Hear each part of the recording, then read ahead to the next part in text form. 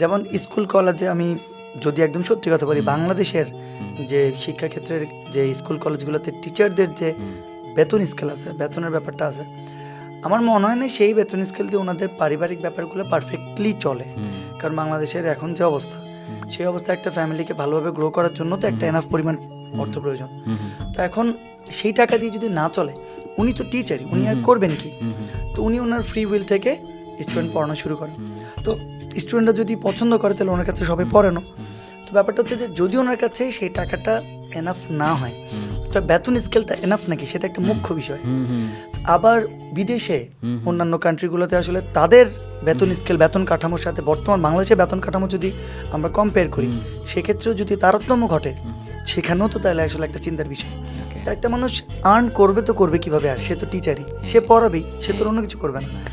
এই ব্যাপারগুলো থেকে আমার মনে হয় কোচিং সেন্টারগুলোর এত ব্যাপক বিস্তৃতি।